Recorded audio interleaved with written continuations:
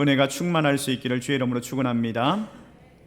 한 곤충학자가 개미를 연구하는데 개미집에 불이 날 때에 개미들이 어떻게 반응을 할까 그게 궁금해서 개미집에 나무 젓가락을 꽂아놓고 막 불을 지폈습니다. 아마도 이 곤충학자의 생각에는 개미가 불을 끄는 법을 모르기 때문에 당황해서 도망을 가거나 이 개미집이 해체될 것이다 라고 생각을 했습니다. 근데 깜짝 놀라는 일이 일어났어요. 개미집에 불이 났는데 개미들이 도망을 가지 않냐고 일사불란하게 막 움직이는 거예요.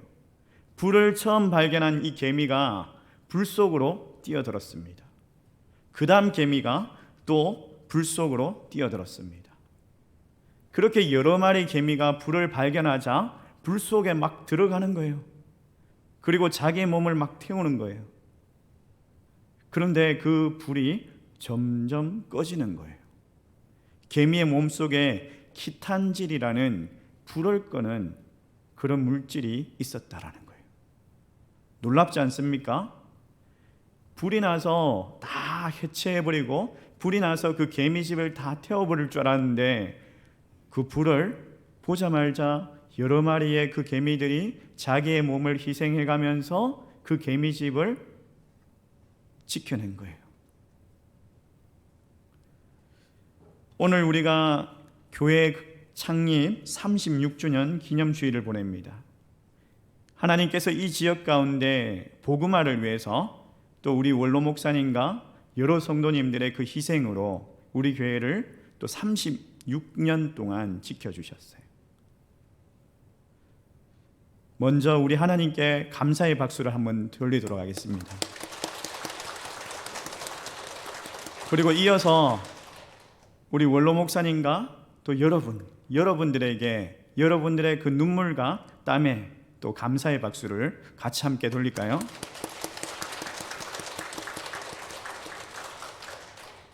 여러분들의 그 눈물과 땀으로 이렇게 교회를 세워지게 되었고, 그리고 여러분들의 그 헌신과 그 수고가 하늘에서 별과 같이 빛날 것입니다. 오늘 우리가 창립 기념주일을 맞아서 우리 교회가 존재하는 목적이 무엇인가 다시 한 번 더 되새기면서 말씀을 통해서 은혜 받기를 원합니다. 여러분, 내가 어떻게 예수를 믿게 되었습니까? 누군가 나에게 복음을 전했기 때문에 내가 예수를 믿게 된 것이죠. 누가 나에게 복음을 전하지 않았다면 예수를 믿지 않았을 거예요. 어떤 사람은 그 누군가가 부모님일 것이고, 어떤 사람에게는 가족일 것이고, 어떤 사람에게는 믿음의 친구가 나에게 복음을 전해 주었기 때문에 내가 그 복음을 듣고 예수 그리스도를 나의 구주로 영접하고 또 이렇게 신앙생활을 하는 것 아니겠습니까? 그런데 예수 그리스도의 그 복음의 시작이 어디입니까? 예수 그리스도의 그 복음의 시작, 그 천국 복음은 2000년 전, 아니 2019년 전에 이스라엘에서 시작되었습니다. 한국에서 이스라엘까지 적어도 33시간 비행을 해야지 갈 수 있는 아주 먼 나라입니다. 그렇게 먼 나라에서 그렇게 먼 옛날에 그 예수님을 우리가 어떻게 알고 우리가 어떻게 믿고 있는 겁니까? 예수님께서 이 땅에 오셔서 천국 복음을 선포하시고 그리고 12제자를 부르셨습니다. 12제자에게 3년 반 동안 예수님께서 천국 복음을 듣게 하시고 가르치고 배우게 하십니다. 제자들은 예수님을 따라다니면서 그 복음에 대해서 배우고 듣게 되고, 근데 그들이 예수님이 잡히던 그날에 모두 달아나 버렸어요. 모두 해체되어 버렸어요. 죽기까지 따르겠습니다 라고 말했던 그 베드로도 예수님을 3번이나 부인하고 예수님을 부인하고 심지어 저주까지 하고 예수님을 떠나 갈릴리에서 다시 어부가 되었습니다. 마가는 멀리서 따라다니다가 누가 자기를 잡으니까 옷까지 다 벗어버리고 알몸이 되어서 막 도망을 쳤어요. 살기 위해서. 자기의 목숨이 귀하기 때문에. 근데 이 제자들이 부활하신 예수님을 만나고 예수님께서 약속하신 성령을 기다려라 라고 말씀하실 때 그들이 사도행전 2장의 오순절에 성령이 임함으로 인하여서 그들이 변화되기 시작합니다. 자기의 목숨이 아까워서 도망갔던 그들이 생명을 귀하게 여기지 아니하고 죽음을 두려워하지 아니하고 땅끝까지 주의 복음의 증인이 되겠다라고 하면서 길을 나서기 시작하죠. 그렇게 나서기 시작한 그 예수님의 제자들이 야고보, 세베대의 아들이죠. 사도 요한의 형입니다. 이 야고보는 헤롯 아그리빠가 유다의 총독이 되었을 때에 유대 사람들의 그 한심을 사기 위해서 예루살렘의 그 수장이었던 야고보를 잡아오게 합니다. 그리고 그를 참수형을 시켜 죽게 했습니다. 빌립, 아시아에서 복음을 전하고 교회들을 세워나갑니다. 근데 히에로폴리에서 잡혀서 채찍을 맞고 감옥에 갇혀서 십자가에 처형당했습니다. 마태는 예수님의 부름받기 전에는 세리였습니다. 그 마태는 에티오피아에서 복음을 전하고 교회를 세웠습니다. 많은 사람들이 마태를 통해서 예수님을 믿게 되었습니다. 그 후에 파르다우로에 가서 복음을 전하다가 그 원주민들에게 창에 찔리고 목베임을 당해서 순교했습니다. 마가는 예수님의 12제자는 아니었지만은 그는 죽음이 두려워서 알몸으로 도망쳤던 그 사람이었지만 성령을 받고 알렉산드리아와 리비아를 다니면서 많은 사람들에게 복음을 전합니다. 근데 지금 이집트인 이 애굽 지역에 와서 마가가 잡히게 되죠. 이교도들에게. 그리고 발이 묶여서 거리에서 끌려다니면서 마구 구타를 당하고 다음 날 불에 태워서 죽임을 당하게 됩니다. 작은 야고보는 예루살렘에 있는 유대인들에게 잡혀서 돌로 쳐 죽임을 당했습니다. 안드레, 베드로의 형제이죠. 그는 아시아의 여러 나라를 다니면서 복음을 전했습니다. 그리고 그도 역시 이교도들에게 잡혀서 X자 십자가에 묶여서 3일 동안 말려 죽는 그런 고통을 당했습니다. 3일 동안 말려 죽어가면서도 예수 그리스도를 사랑하라 라고 하면서 복음을 전했습니다. 그렇게 죽임을 당했어요. 베드로는 헤롯 아그리빠가 야고보를 죽이고 그리고 베드로를 또 잡아오게 합니다. 그 베드로를 감옥에 가두었습니다. 근데 하나님께서 천사를 보내셔서 그 밤에 감옥 문이 열리게 하시고 이 베드로를 풀려나게 하시죠. 그래서 계속해서 베드로가 복음을 전합니다. 많은 이적을 행하고 그리고 복음을 전한 후에 로마로 갑니다. 그때 당시에 로마의 황제가 네로였는데 이 베드로를 잡아서 감옥에 가둡니다. 베드로는 9개월 동안 감옥에 갇혀 있으면서 복음을 전하는데 그 안에 있는 간수들이, 그 안에 있는 죄수들이 예수를 믿었는데 무려 47명이 예수를 믿게 됩니다. 9개월 동안. 그리고 채찍을 맞고 거꾸로 십자가에 못 박혀 죽임을 당했다라고 전해지고 있습니다. 도마는 디도모라고 하는데 파티아와 인도에서 복음을 전했습니다. 그리고 원주민들에게 잡혀서 창에 몸이 간통당하고 껍질이 벗기짐을 당하는 그런 죽임을 당했습니다. 누가는 우상 숭배를 하는 그 제사장들에게 잡혀서 올리브 나무에 목이 매달려서 순교를 당했습니다. 시몬은 아프리카에서 복음을 전하다가 영국으로 다시 건너가게 되고 그 영국에서 선교를 하다가 십자가에 처형을 당했습니다. 마띠아는 에티오피아에서 전도를 하다가 돌을 맞고 참수형을 당했습니다. 이 제자들이 자기의 목숨이 귀하다라고 생각합니다. 예수님이 십자가에 못 박혀 돌아가시는 것을 보고 도망갔던 이 제자들이 죽음이 두려워서 겁이 나서 예수님을 믿지 않는다라고 말했던 그들이 부활하신 예수님을 만나고 그들에게 성령의 권능이 임하니까 죽음조차 두려워하지 아니하고 십자가에서, 그리고 불에서, 그리고 창에 찔려가면서 그 순교도 마다하지 않았습니다. 계속적인 박해와 죽음을 당하면서 교회는 성장하기 시작했고, 지금 우리에게 이 복음이 전해지게 되었습니다.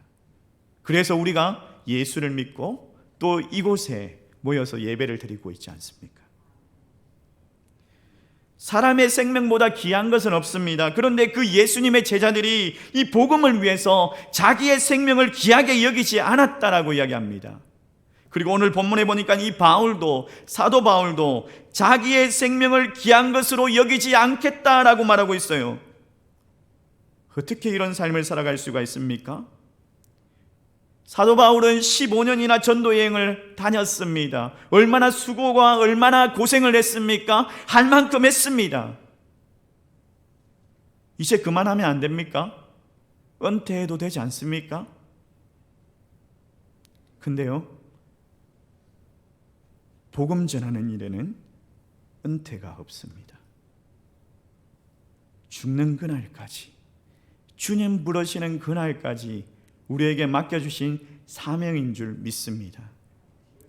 사도 바울은 이것을 알고 24절 말씀에 이렇게 이야기하는데, 우리 같이 한번 읽어보도록 하겠습니다. 같이 읽습니다. 시작. 내가 달려갈 길과 주 예수께 받은 사명 곧 하나님의 은혜의 복음을 증언하는 일을 마치려 하면은 나의 생명조차 조금도 귀한 것으로 여기지 아니하노라.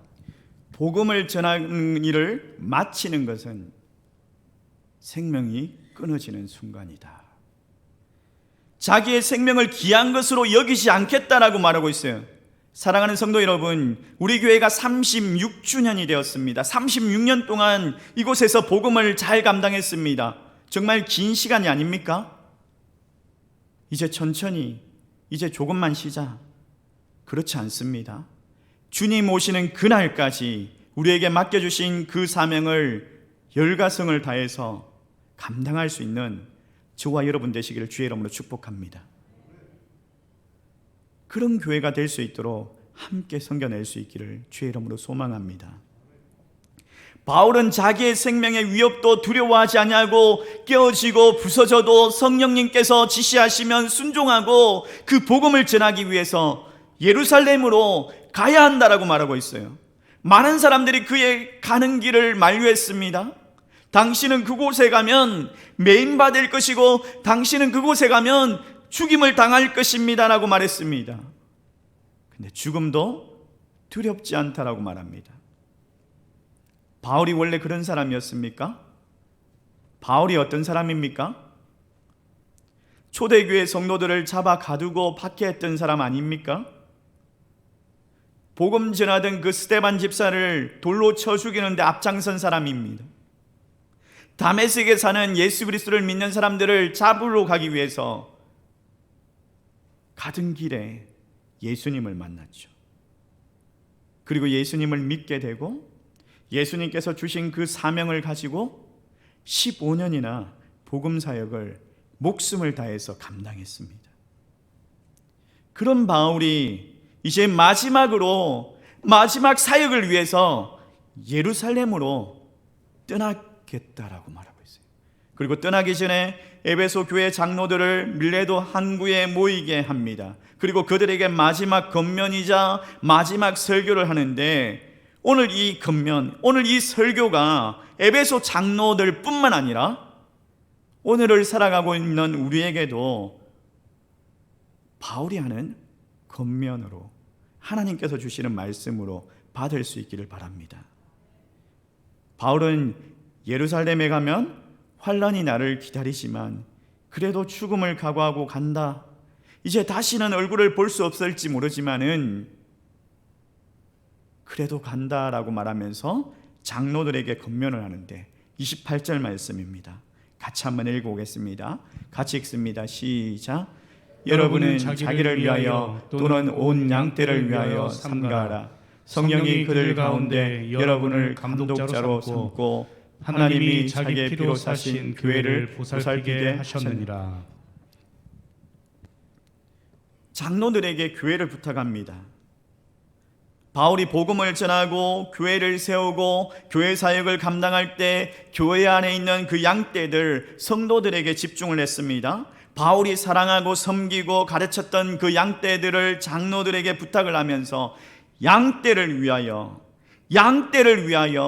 삼가하라 라고 권면을 하고 있어요. 여러분, 많은 사람들이 참 오늘날 한국 교회를 보면서 문제다 이렇게 이야기를 하는데, 오늘날 교회의 문제가 교인에게 있기보다는 오히려 저 같은 목사에게 있는 것 같습니다. 저 같은 목사가 참 잘못해가지고 한국 교회가 문제다 이렇게 지적을 당하는 것 같아요.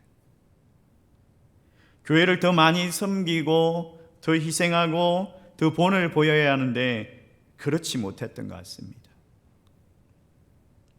예전에 교회를 옮겨오셨던 권사님을 신방한 적이 있습니다. 그 권사님은 이전 교회에서 주방 봉사로, 그리고 구역장으로, 여전도 회장으로 정말 열심으로 교회를 사랑하고 섬기셨더라고요.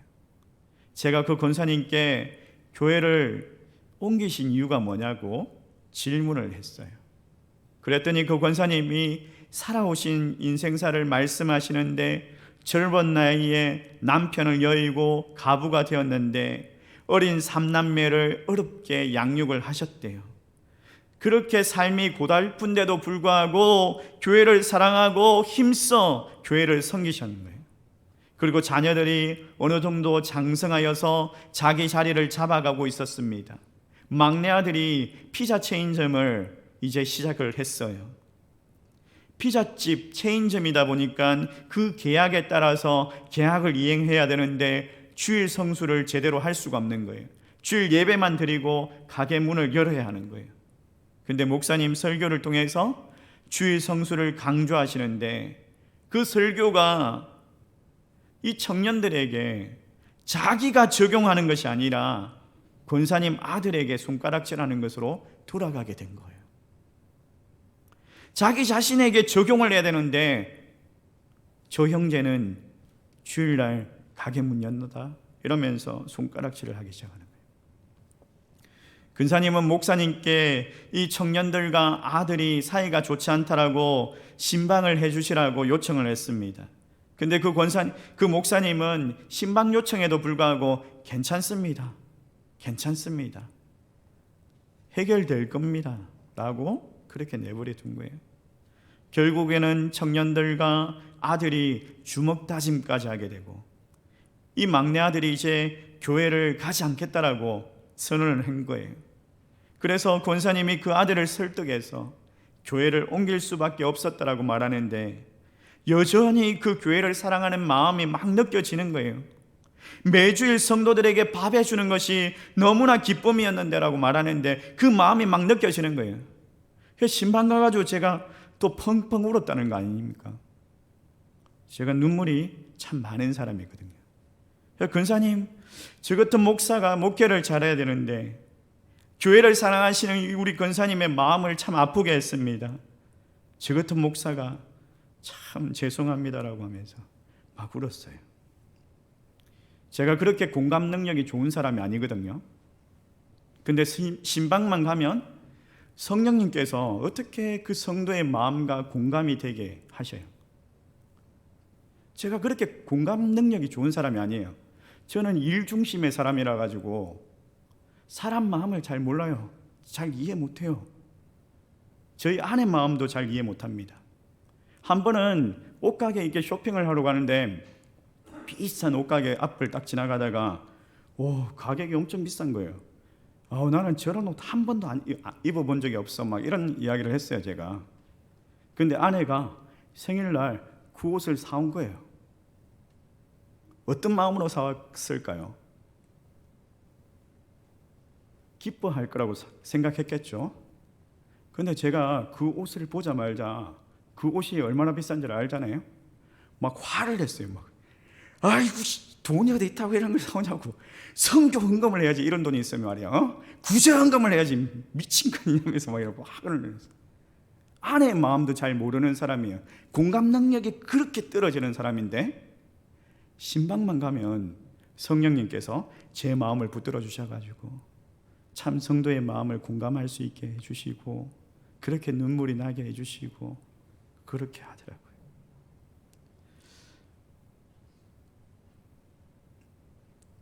여러분, 제가 더 많이 잘 섬길 수 있도록, 더 희생할 수 있도록, 더 본이 될 수 있도록 기도해 주시기 바랍니다.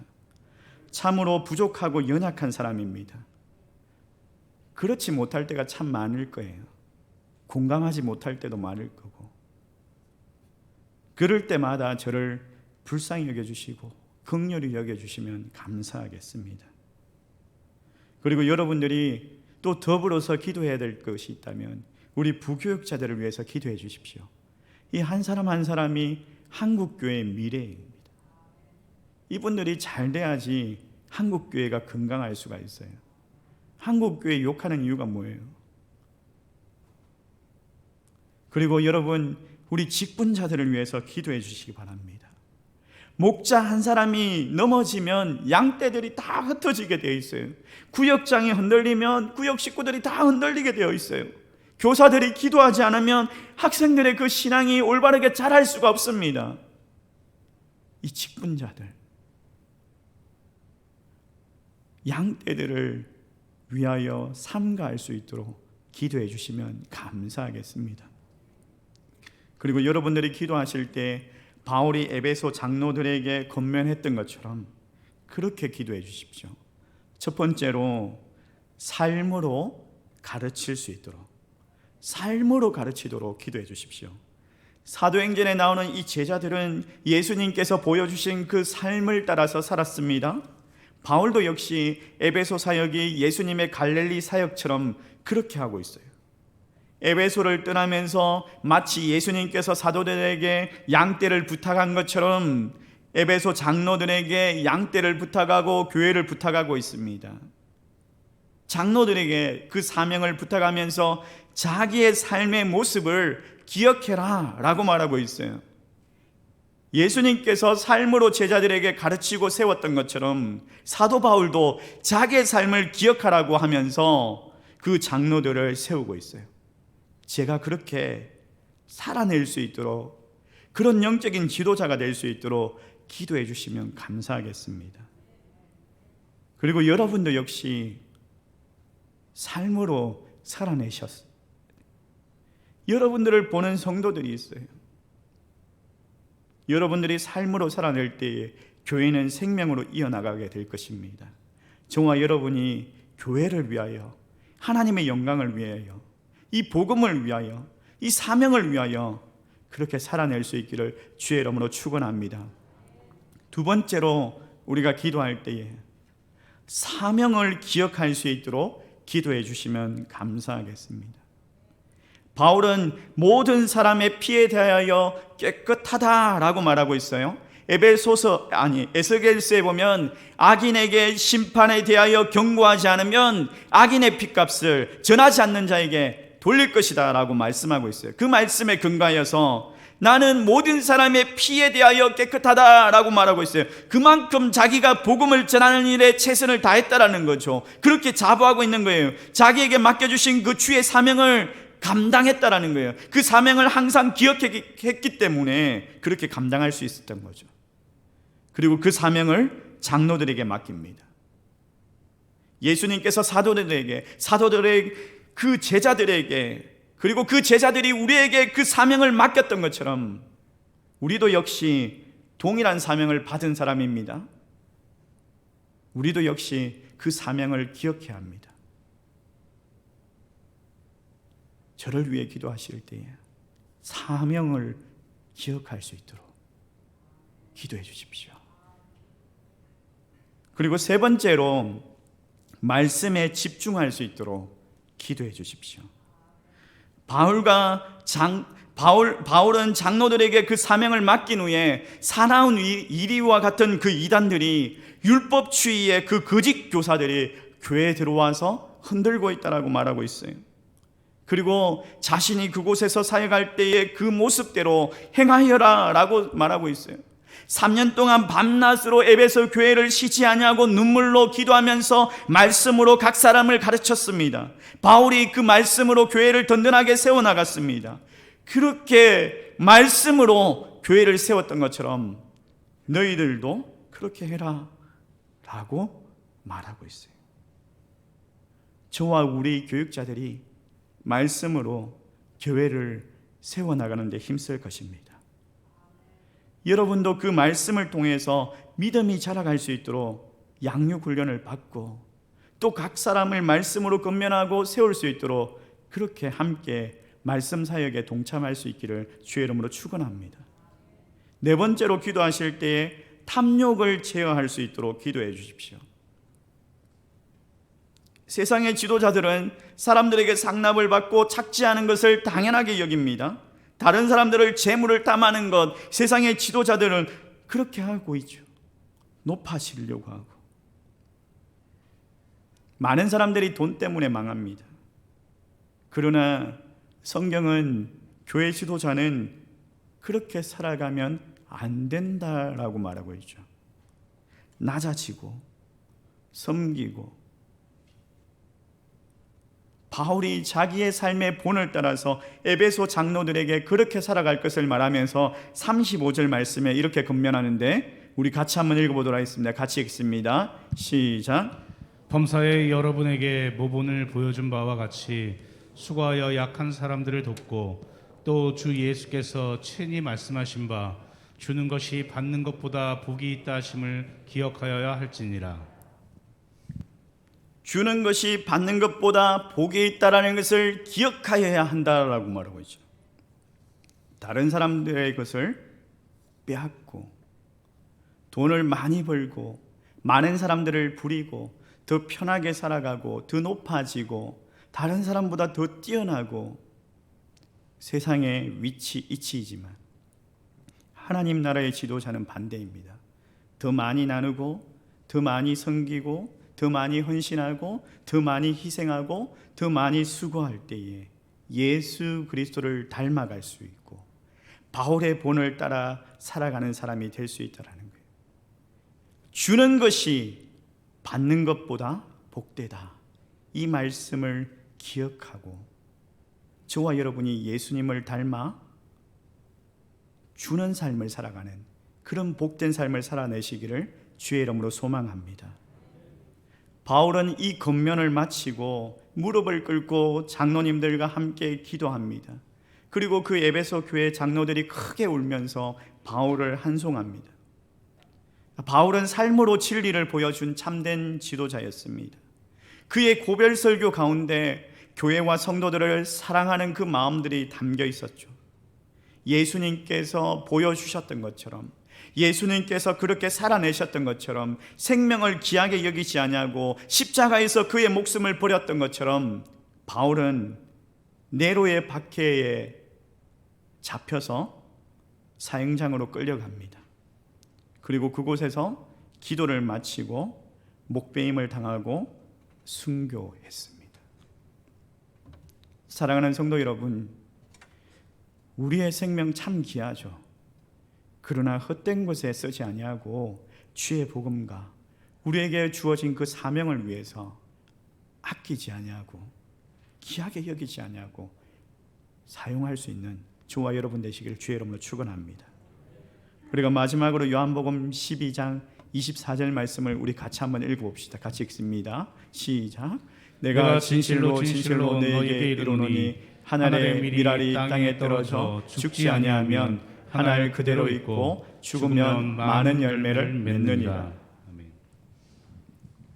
사랑하는 성도 여러분, 우리가 죽어질 때에, 우리가 썩어질 때에 한 알의 밀알이 많은 생명, 많은 열매를 맺는 것처럼 다른 지체들이 또 교회가 살아날 줄 믿습니다. 그렇게 살아낼 수 있는 예수 그리스도를 본받고 바울의 그 본을 따라 살아가는, 생명을 귀하게 여기지 않는 저와 여러분 되시기를 주의 이름으로 축원합니다. 우리 말씀을 생각하면서 찬양합시다.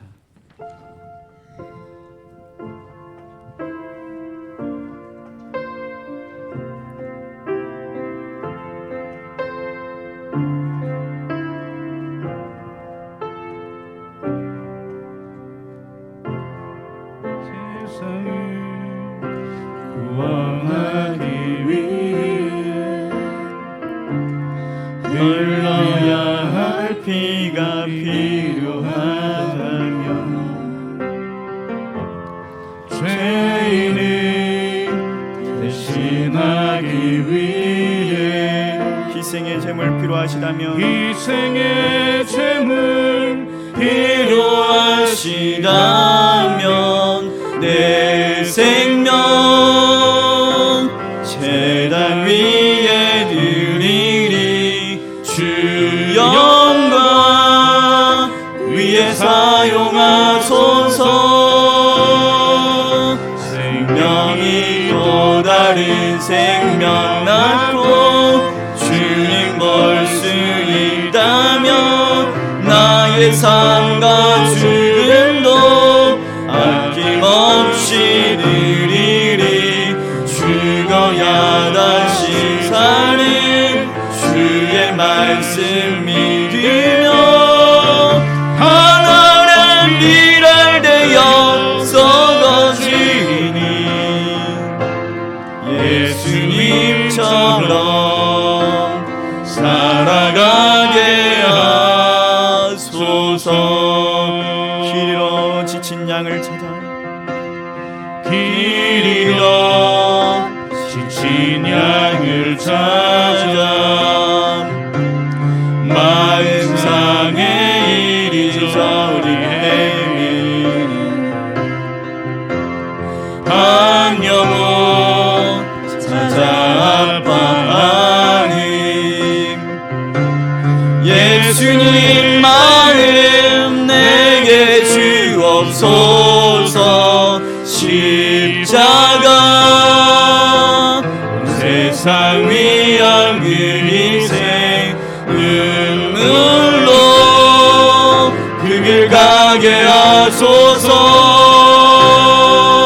생명이 또 다른 생명 낳고 주님 볼 수 있다면 나의 삶과 죽음도 아낌없이 드리리. 죽어야 다시 사는 주의 말씀 믿으며 하나님 일할 되어 썩어지니 예수님처럼 살아가게 하소서.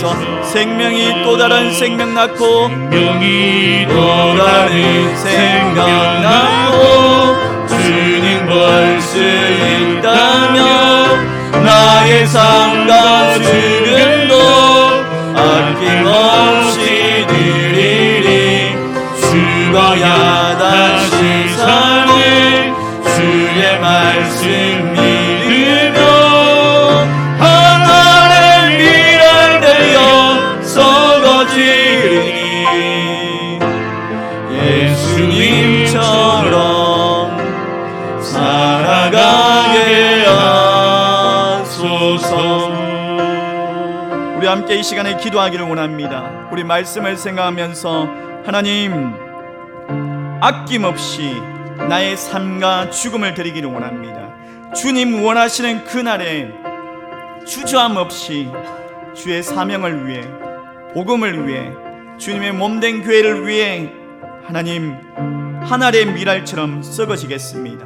예수님처럼 살아내겠습니다. 그런 고백함으로, 그런 결단으로 우리 기도하겠습니다. 기도합니다. 살아계시고 역사하시는 하나님 아버지, 오늘 이 시간에 하나님 아버지 예수님처럼 살아가기 위해서 그들의 생명조차 아까워하지 아니하고 하나님 그들의 생명을 내어드렸던 것처럼, 복음을 위해서 하나님 그의 목숨들을 아버지 내어드렸던 것처럼, 주님께서 원하시는 그 순간에 주저함 없이 하나님 아버지 주의 몸된 교회와 성도들을 위해서 하나님 아버지 생명도 아까워하지 아니하고 하나님 내어드릴 수 있는 하나님 아버지 그런 사명자들, 그런 목사가 되게 하여 주시옵소서. 그런 성도들이 되게 하여 주시옵소서. 주여 은혜를 허락하여 주시옵소서. 연약하고 주여 아버지 부족하고 넘어지기 쉬운 사람들입니다. 하나님 아버지 사명을 기억하게 하시고, 하나님 아버지 주님께서 주신 그 사명을 기억하며 말씀에 집중되어지며 하나님 그 양떼들을 위하여 아버지 기도하며 힘쓰며 아버지 나가게 하여 주시옵소서. 주여 아버지 역사하여 주시옵소서. 주여 아버지 역사하여 주시옵소서. 살아계시고 역사하시는 하나님, 주님의 몸된 교회가 36년 동안 이 땅 가운데 주의 복음의 사역을 감당하게 하심을 감사합니다. 앞으로도 계속해서 우리의 땀과 눈물 가운데 주의 교회가 세워지게 하여 주시고, 우리의 생명을 귀하게 여기지 아니하므로 우리의 삶과 죽음을 내어놓음으로 주의 복음이 땅끝까지 증거되는 그 사역 가운데 복음의 정인으로 쓰임받게 하여 주시옵소서. 그 사명을 잘 감당할 수 있는 우리 교회, 또 저와 우리 목사님들, 그리고 우리 직분자들, 우리 성도님들이 되게 하여 주시옵소서. 예수님의 이름으로 기도드리옵나이다. 아멘.